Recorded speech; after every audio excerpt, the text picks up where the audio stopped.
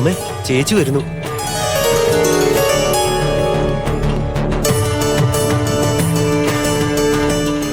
അത് കഴിഞ്ഞിട്ട് ഞാൻ അവിടുന്ന് വേറെ കമ്പനിയിൽ ജോലി തപ്പിപ്പോയായിരുന്നു. നീ എവിടെയാടാ ജോലിക്ക് പോയത്? അയ്യോ അമ്മേ, ചേച്ചി വന്ന് എനിക്ക് ജോലിക്ക് പോകണ്ടേ? വിജി, ഒരു മിനിറ്റ് ഇങ്ങോട്ട് ഇരിക്കടി. നീ എവിടെ പോയിട്ടാ വരുന്നേ? ജോലി പോയെന്ന് കരുതി വെറുതെ ഇരിക്കാൻ പറ്റില്ലല്ലോ, അതാ വേറെ എവിടെങ്കിലും ജോലി കിട്ടുമെന്ന് അന്വേഷിക്കാൻ പോയത്. എന്താ വിജി, അമ്മ പറയണത് അനുസരിക്കില്ല എന്നുള്ള പിടിവാശിയാണോ നിനക്ക്? ഞാൻ നേരത്തെ നിന്നോട് പറഞ്ഞതല്ലേ, അമ്മയ്ക്ക് പെൻഷൻ കാശ് വരുന്നുണ്ട്, അതുകൊണ്ട് നമുക്ക് സുഖമായിട്ട് ജീവിക്കാന്ന്. എന്തിനാ നീ വേറൊരു സ്ഥലത്ത് ജോലിക്ക് പോയി കഷ്ടപ്പെട്ട് ജീവിക്കണോന്ന് വിചാരിക്കുന്നേ? ഇത്രയും പറഞ്ഞിട്ട് നിനക്കൊന്നും മനസ്സിലാവുന്നില്ലേ? ഇത് നോക്ക്, ഇത്രയും കാലം നീ കഷ്ടപ്പെട്ട് ജീവിച്ചില്ലേ, ഇനി വീട്ടിലിരിക്കാം, റെസ്റ്റ് എടുത്ത് നിലമോളിയൊക്കെ നോക്ക്. അവളെ കണ്ണിലെ കൃഷ്ണമണി പോലെ നീ നോക്കണം. എന്നാ ചില സമയത്ത് നീ വിചാരിച്ച പോലെ നിനക്ക് അവളെ നോക്കാൻ പറ്റുന്നില്ലല്ലോ. അതൊക്കെ നീ ഇപ്പൊ ചെയ്യ. നീ ജോലിക്കൊന്നും പോണ്ട കാര്യമില്ലേ വിജി, വീട്ടിൽ തന്നെ ഇരിക്കും. എനിക്കിങ്ങനെ വായിട്ട് അലച്ചോണ്ടിരിക്കാനാ വിധി. എത്ര പറഞ്ഞാലും ഞാൻ പറഞ്ഞതൊന്നും നീ അനുസരിക്കാൻ പോകുന്നില്ല. അമ്മേ, ഞാൻ അമ്മയുടെ മോള് തന്നെയല്ലേ, അമ്മയുടെ തന്നെയല്ലേ ചോര. പിന്നെങ്ങനെയാ ഞാൻ മാത്രം വേറെ പോലെ സംസാരിക്കുന്നെ?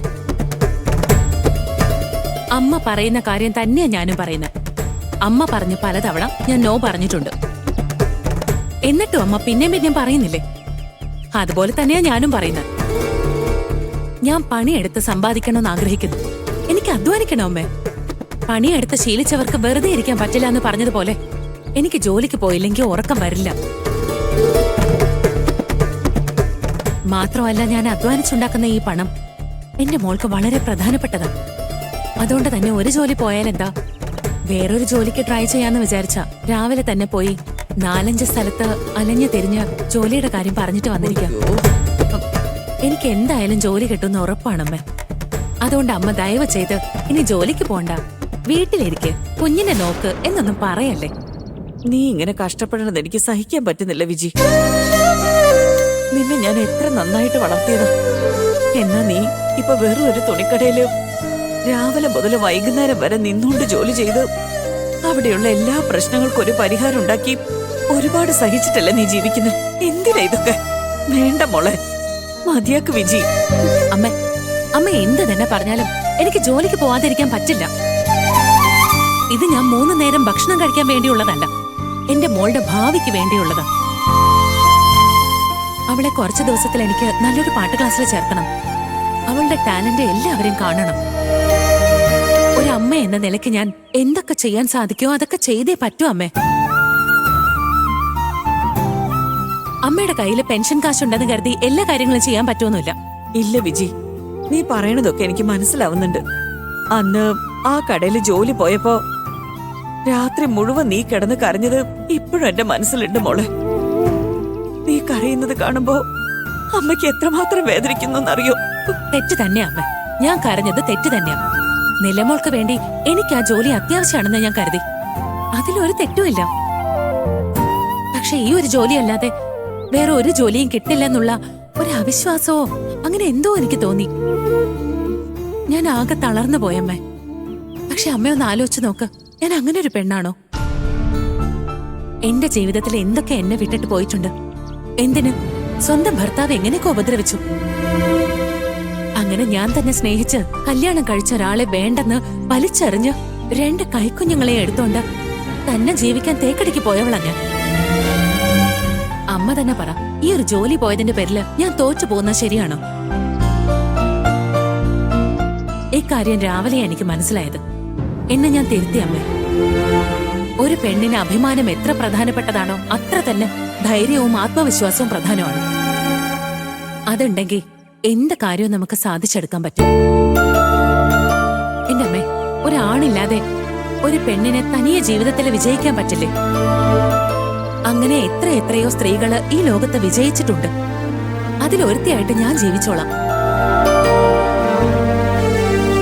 ഭർത്താവില്ല, കയ്യില് കാശില്ല, പക്ഷെ ജയിക്കാൻ പറ്റുമെന്നുള്ളൊരു വിശ്വാസവും എന്നെ കൊണ്ട് സാധിക്കുമെന്നുള്ളൊരു അഹങ്കാരവും എനിക്കുണ്ട്.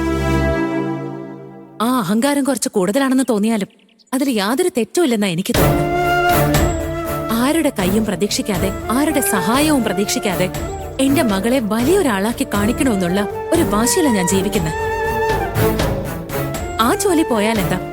ഇനി എത്ര കടകളിൽ വേണമെങ്കിലും കേറി ഇറങ്ങി ഒരു ജോലി കണ്ടുപിടിക്കണമെന്നുള്ള വിശ്വാസത്തോടു കൂടിയാ ഞാൻ ഒരുപാട് കടകളിൽ ജോലി അന്വേഷിച്ചു പോയത്. അതുകൊണ്ട് ഇനിയും അമ്മ എന്നോട് ജോലിക്ക് പോണ്ട, വീട്ടിലിരുന്നോ എന്നൊക്കെ ഉപദേശിച്ചോണ്ടിരുന്നാലേ എനിക്ക് നല്ല ദേഷ്യം വരും അമ്മേ. മനസ്സിലാവുന്നുണ്ടോ?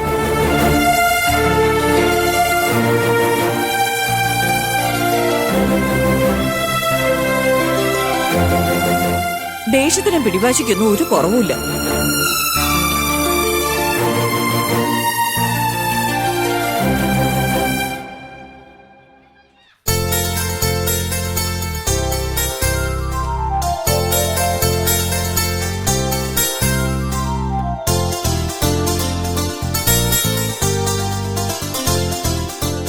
കവിന്റെ അച്ഛൻ എന്നാ സ്കൂളിലേക്ക് വന്നിരിക്കുന്നത്? കവിൻ ഇന്ന് സ്കൂളിലേക്ക് വന്നില്ലല്ലോ.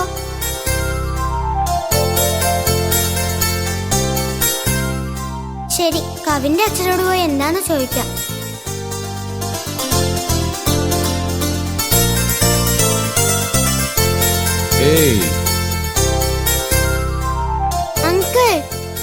അങ്കിൾ എന്താ ഇവിടെ ചെയ്യുന്നത്? കവിൻ ഇന്ന് സ്കൂളിലേക്ക് വന്നില്ലല്ലോ. അത് അങ്കിളിന് അറിയില്ലേ? എന്നിട്ട് എന്തിനാ അവനെ പിക്കപ്പ് ചെയ്യാൻ വന്നേ? കവിൻ സ്കൂളിലേക്ക് വന്നില്ലെന്ന് എനിക്കറിയുന്നില്ല. ഞാനേ നിന്നെ കാണാൻ വന്നതാ. എന്താ അങ്കിൾ ഈ പറയുന്നേ? സത്യമായിട്ടും എന്നെ കാണാനാണോ വന്നത്? അതെ, സത്യ പറയുന്നേ. ഞാൻ നിന്നെ കാണാൻ വേണ്ടി തന്നെ വന്നതാ. ആ, നിന്റെ മുഖത്ത് എന്തോ ഒരു ചേഞ്ച് തോന്നുന്നല്ലോ. അല്ല, ഈ ഒന്നും ചിരിച്ചേ. ചിരിക്കേ.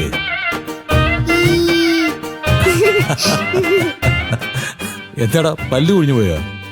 അതെ അങ്കിൾ, ആ, രാവിലെ ഒരു കുഴപ്പവും ഉണ്ടായിരുന്നില്ല. ഞാൻ ക്ലാസ്സിൽ ശ്രദ്ധിച്ചുകൊണ്ടിരിക്കുകയായിരുന്നു. അപ്പൊ പല്ല് ആടുന്ന പോലെ തോന്നി. ഞാൻ നല്ലോണം ആട്ടി നോക്കി, 2 പല്ലും താഴെ പോയി. എന്താ അങ്കിൾ, പല്ല് പോയോണ്ട് എന്റെ മുഖം വൃത്തികേടായോ? നീ ഇപ്പോഴാണ് ശരിക്കും ക്യൂട്ടായത്. ശരി അങ്കിൾ, എന്തിനാ അങ്കിൾ പെട്ടെന്ന് കാണണമെന്ന് പറഞ്ഞ് ഇങ്ങോട്ട് വന്നത്? ആ, ഒരു മിനിറ്റ് നിൽക്കേ.